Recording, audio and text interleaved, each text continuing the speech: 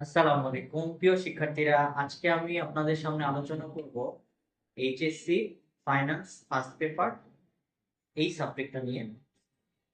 এই সাবজেক্টের গুরুত্বপূর্ণ একটা অধ্যায় হচ্ছে মূলধন বাজেটিং। আমরা ধারাবাহিকভাবে এই অধ্যায়টা আলোচনা করে আসছি। লাস্ট ক্লাসে আমরা যেটা দেখিয়েছিলাম, নিট বর্তমান মূল্য যদি একটি নগদ আন্তঃপ্রবাহ দেওয়া থাকে তাহলে সেটা আমরা কিভাবে করব।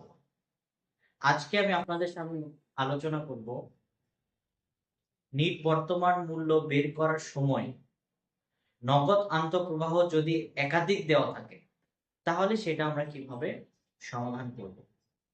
তো শিক্ষার্থী বন্ধুরা, আসুন প্রথমে আমরা প্রশ্নটা করে নিব, তারপরে আমরা এটার সমাধান করব। খেয়াল করুন, এখানে আমরা দেখতে পাচ্ছি যে একটি প্রকল্পের প্রাথমিক বিনিয়োগ 50,000। প্রাথমিক বিনিয়োগকে আমরা বলে থাকি এনসিও, এবং আগামী 5 বছর, এখানে একটা সময় দিয়েছে 5 বছর, প্রকল্পটি নগদ আন্তঃপ্রবাহ যথাক্রমে 12,000, 15,000, 13,000, 10,000, 20,000 টাকা, এবং বাট্টার হার কত পার্সেন্ট? 11। প্রকল্পটি নিট বর্তমান মূল্য নির্ণয় করে। তাহলে এখানে আমরা দেখতে পাচ্ছি একাধিক নগদ আন্তঃপ্রবাহ দেওয়া আছে। প্রশ্নে যদি একাধিক নগদ আন্তঃপ্রবাহ দেওয়া থাকে তার জন্য সূত্র আমরা অ্যাপ্লাই করব।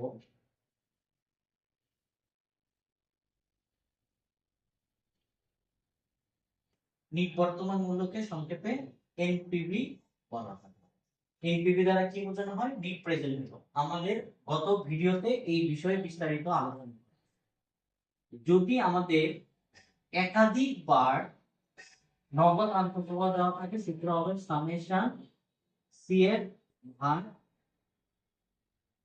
1 প্লাস কে পাওয়ার এন মাইনাস এনসিও। এইভাবে আমরা করে।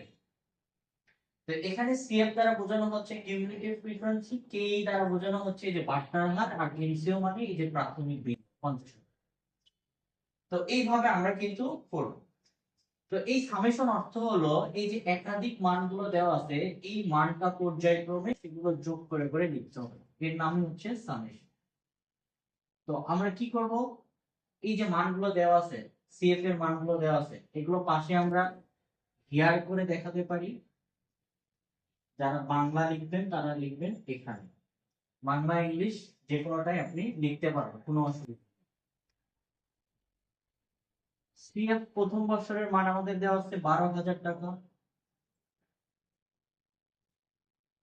দ্বিতীয় বছরের মান দেওয়া আছে 15,000 টাকা,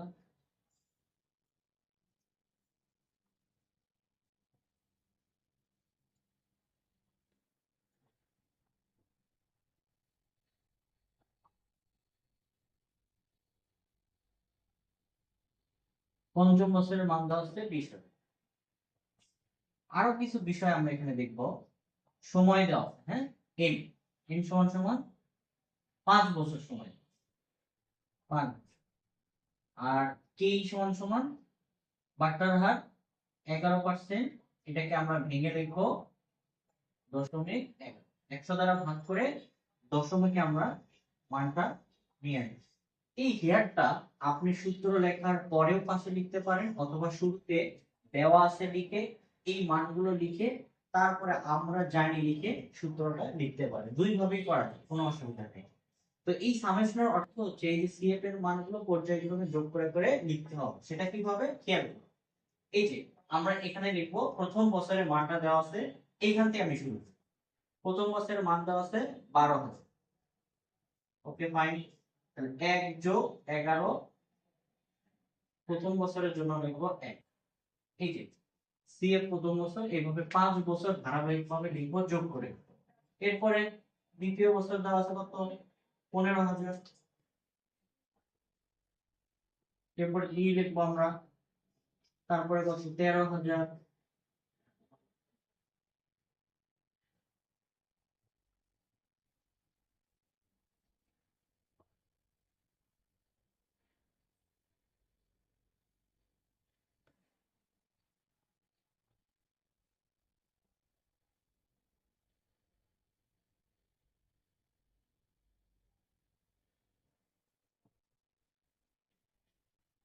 লেখার পরে এই যে মাইনাস আছে, মাইনাস ইনসু, ইনসু কত 50,000, 50,000। এইগুলো আমরা ক্যালকুলেশন করে মানটা বের করব, তাহলে কিন্তু আমাদের অঙ্কটা হয়ে যাবে।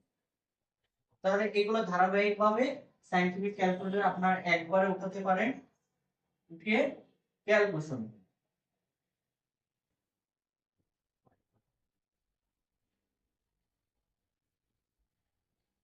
আমি করে যাচ্ছি, আপনারা এখানে ক্যালকুলেশন করে মানটা লিখতে পারেন।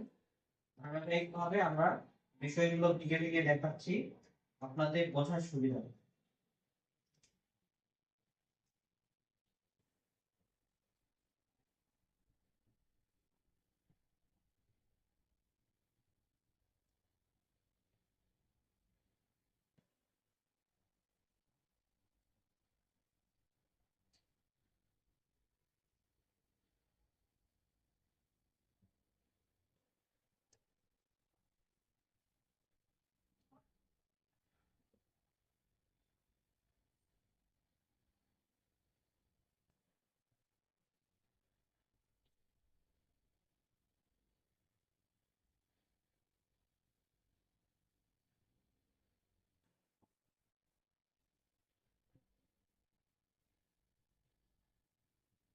শিক্ষার্থীরা, আশা করি আমাদের সঙ্গে আপনারা আছেন। বিষয়টা একদম দিকে দিকে দেখাচ্ছি, যার কারণে একটু সময় লাগছে। এখানে আমরা মান পেয়েছি, যে মানটা পেয়েছি সেখান থেকে এটা আমরা বাদ দিয়ে দেব। এই যে মানটা আমরা পেয়েছি এখান থেকে মানটা আমরা বাদ দিয়ে দিচ্ছি। 50,946 মাইনাস এই যে 50,000, এইটুকুর কাজ আমরা কিন্তু এইটুকুর মানটা বের করেছি। এইটুকুর মান বের করেছি 50,946। এই যে মাইনাস 50,000 আছে, আমরা এখন এখান থেকে এটা বাদ দেব, তাহলে কত হচ্ছে 900। আমরা বক্স করে দেব। এই ছিল আমাদের নিট বর্তমান মূল্য যদি একাধিক বার বাবদ আন্তঃপ্রবাহ দেওয়া থাকে, তাহলে সেটা আমরা সেভাবে করব। আজকের ভিডিও কেমন লেগেছে আপনাদের? অবশ্যই লাইক, কমেন্ট, শেয়ার করে আপনাদের মূল্যবান মতামত আমাদেরকে জানাবেন।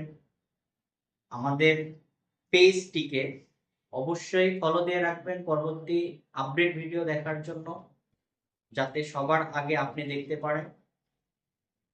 পরবর্তী ক্লাস দেখার আমন্ত্রণ জানিয়ে আজকের ক্লাস এখানেই শেষ করছি। সবাই ভালো থাকবেন, সুস্থ থাকবেন। দেখা হবে অন্য কোনো ক্লাসে। আল্লাহ হাফেজ।